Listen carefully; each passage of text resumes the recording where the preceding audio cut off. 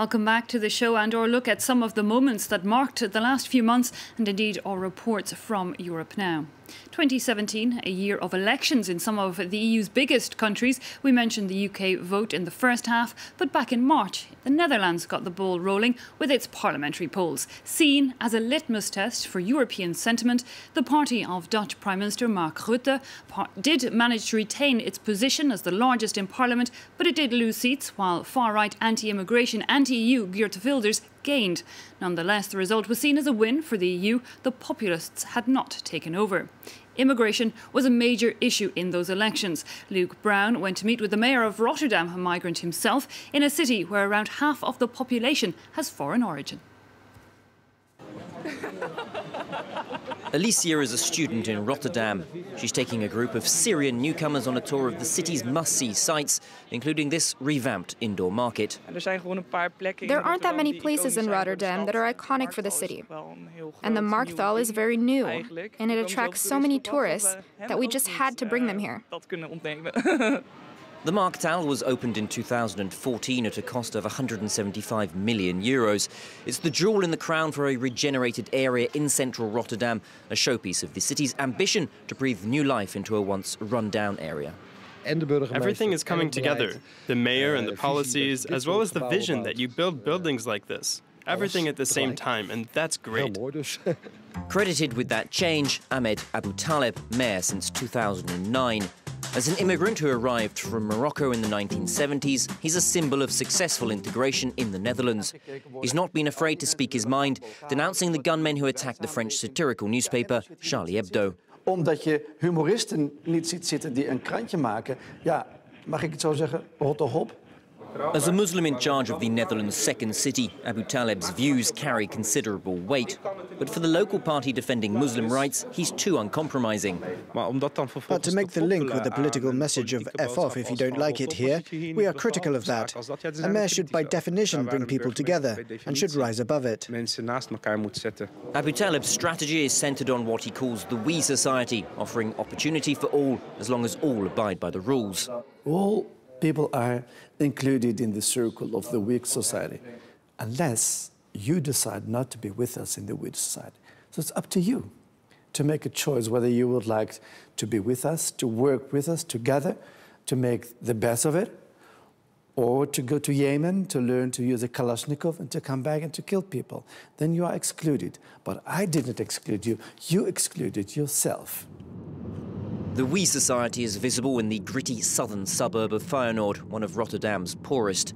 It's the focus of a 20-year national plan to fight unemployment, boost education and improve the living environment. Younes and Noureddin used to have nothing to do but loiter on this square. Now they help teach youngsters to play football on the newly laid artificial pitch, serving as role models. Children look up to us because we grew up here and know what is happening. We can function as a mentor for them. Ali has been working with the young people here since 2012. He's at the front line of Rotterdam's We Society, sent by the city authorities to get local kids back on track. You create a connection and lower the barriers, so you can really understand them better, and so help them out on an individual level, because you are in their space. Rotterdam is home to over 170 nationalities. Abu Taleb compares it to the United Nations. After 8 years in power, one challenge will be to ensure his We Society is a successful model for other multicultural cities.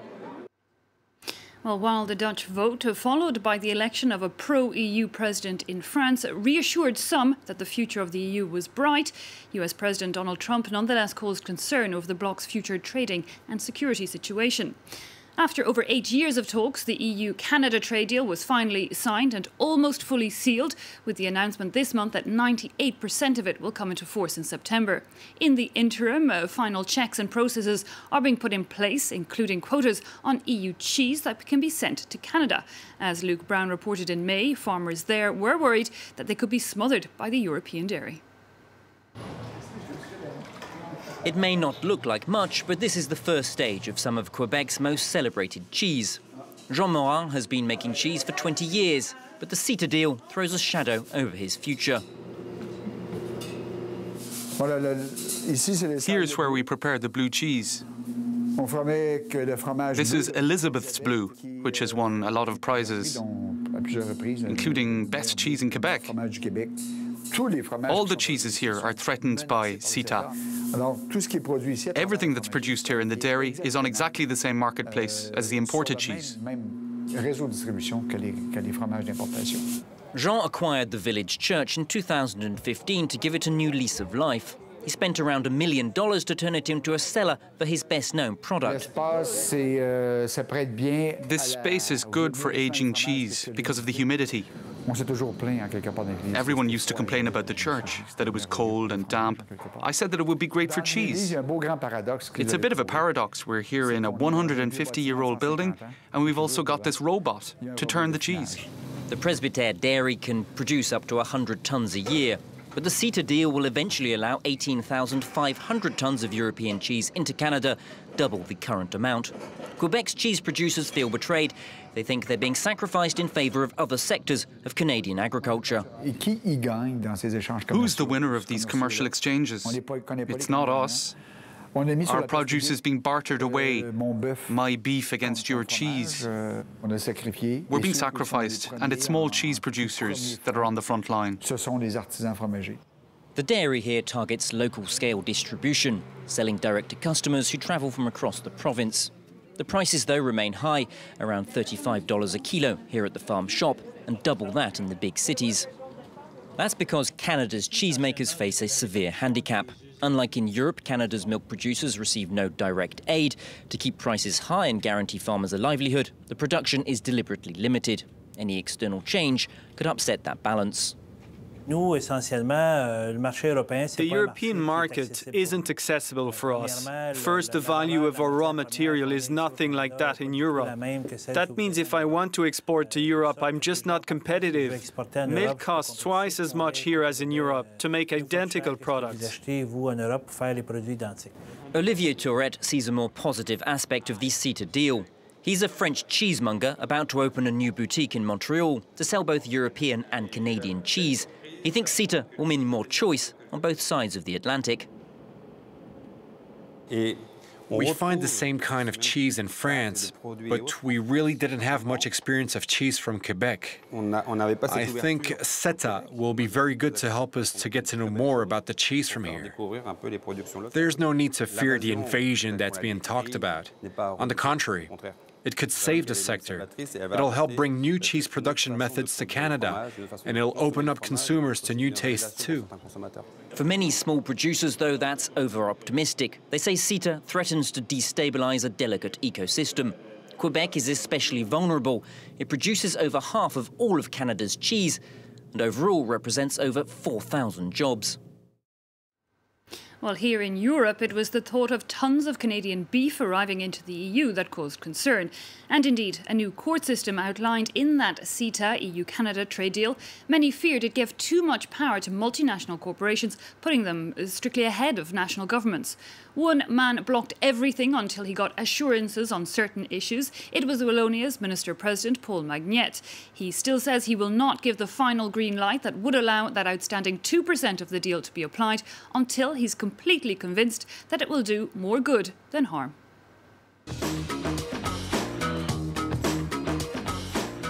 Mr. Paul Magnette, lovely to meet you. Good to meet you. Thanks for your time. Welcome in Namur. Thanks so much. We're looking at this CETA deal. Of course, you made your name really for being the one man in Europe that was asking for more concessions, standing up against it at the end. You've even written this book, Europe When It Goes Off the Rails. The deal has been signed by the European Parliament, not completely ratified yet. Is it a done deal? Oh, it's certainly not the end of the story. We've indeed signed. The European Parliament has also approved the CETA as it had been amended after the negotiation with Wallonia, but it's only partially and provisionally entered into force, which means that it now needs to be ratified. We've defined a set of conditions that have to be met, and we haven't seen how those conditions have been met so far. So we still have had at least 2, maybe 3 years of discussion on how those conditions can be met before we can ratify and the treaty can actually enter into force. Okay, so we could see some backtracking on certain elements still?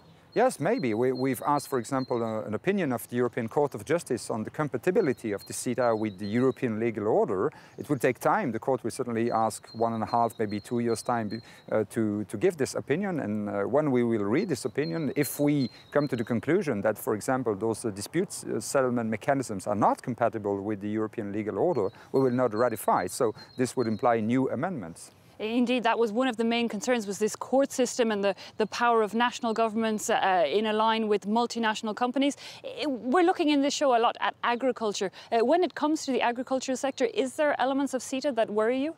There are, or more precisely, there were very important problems with the CETA as it was, and many concerns. It was unclear, for example, whether we could still be instead to say that we don't want to import GMOs to the European Union, whether it would still be possible to refuse importation of hormone beef and that kind of things. So we had to negotiate with the European Commission to clarify all those aspects and to have written black on white very clearly in very precise terms that we will be able to reject GMOs, to reject hormone beefs, to reject also all products that are not conform to European legislation. And I think that those new safeguards that have been defined in the amendments to the treaty are very important.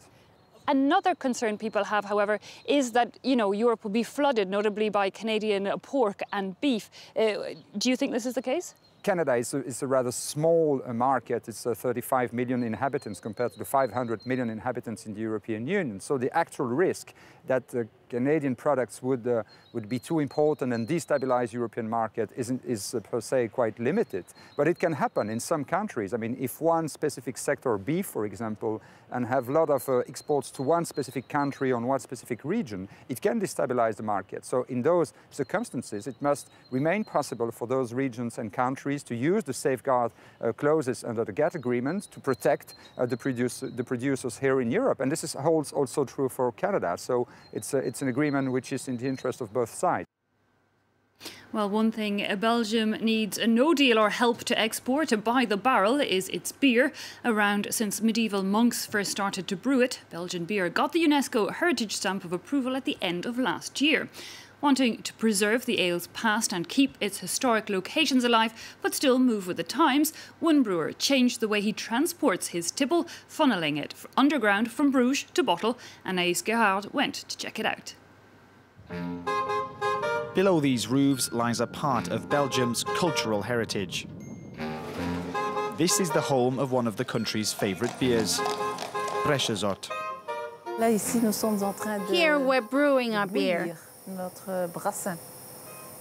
For us, it's important to stay in Bruges, because we've been brewing here for more than 150 years. And to stay in the historical centre of Bruges, they've come up with an innovative solution. The beer is pumped into these tanks before it goes underground through these pipes. The beer is then funneled through 3 kilometres of pipeline. It ends up in a bottling plant on the outskirts of the city. So approximately a day, it arrives 50,000 or 60,000 litres a day, and we store them in one of the 16 tanks here to yeast out or to clarify the beer, so we can easily filtrate it. The delivery is entirely automated, streamlining the production process. It also means that dozens of lorries will no longer have to pass through the city's narrow streets. Here we're walking through one of the little alleyways that crisscrosses Bruges. The beer pipeline is under our feet. We're just next to the tourist center, or the Golden Triangle, as we call it. Bruges is soaked in history. The city is a UNESCO World Heritage Site not just for its architecture, but also its beer. For the owners of the Breschezot brewery, moving the site out of the historic centre was unthinkable. The beer pipeline didn't come cheap. Its price tag was around €4 million, but the public also chipped in. When we first came up with the idea of a beer pipeline, people said, oh, we'd love to have our own beer on tap that we can get directly from the pipeline. They won't have their own beer on tap, But the people of Bruges now own part of the pipeline. Thanks to crowdfunding, participants managed to raise €300,000. As a result, those who donated are entitled to a beer or two on the house. One of them is Philippe. It's tough to come and drink a beer every day. I was keen, but my wife didn't agree. Philippe owns a restaurant a stone's throw away from the brewery. Bresche Zot is one of his clients' most popular drinks. As you can see, most of the beers come from the brewery right here in Bruges, where Bresche Zot is brewed. And once his work's finished for the day, he likes nothing better than to relax with his colleagues, beer in hand. Well, that brings us to the end of this quick recap of some of our European reports from this season. Next week, we'll be bringing you a final agriculture special show before we head off for our summer break. Thanks for joining us, and do stay tuned to France 24.